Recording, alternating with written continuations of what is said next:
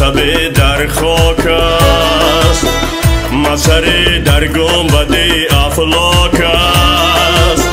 جسم و جان را جوهر ادراک است، آدمی را فطرت بیباک است. نیست اصل و مرگ ما، نابود ما در فنای ما بود موجود ما. نیست اصل و مرگ ما، نابود ما در فنای ما بود موجود ما.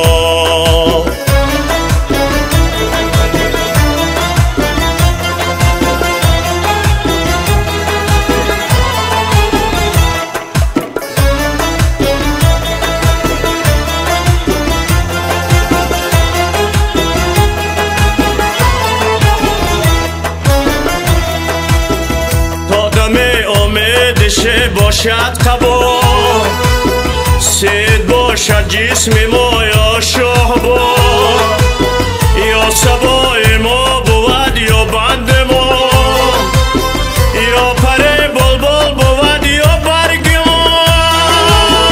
ما برنگ نو تجلا میکنیم، جاویدان خود را مجلا میکنیم. ما برنگ نو تجلا میکنیم، جاویدان خود را مجلا میکنیم.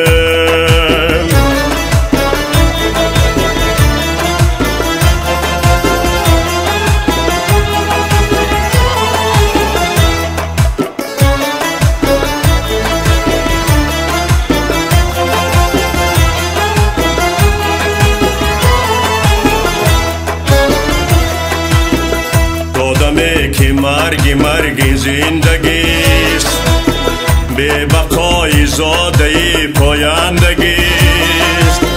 گیردار نبض حق کاهیدگیست، وسعتی اجداد از هم بستگیست. ذره ما پای بسته بودیم و شعله ما سرپرستی دودیم و ذره ما پای بسته بودیم و شعله ما سرپرستی دودیم و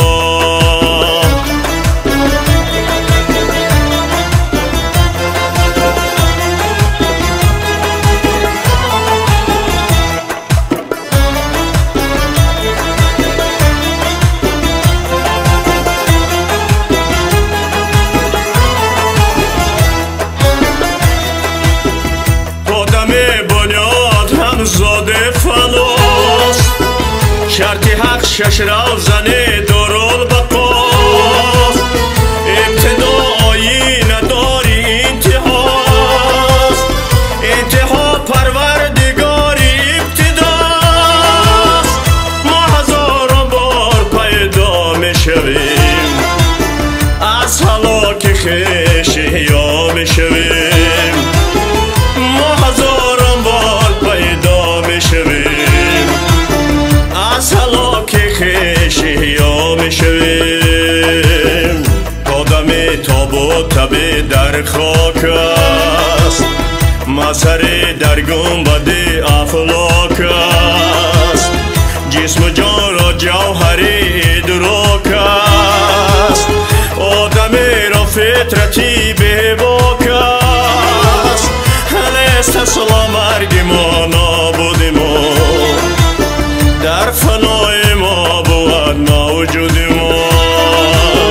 نیست اصل مرگ ما، نابود ما در فنای ما بود موجود ما.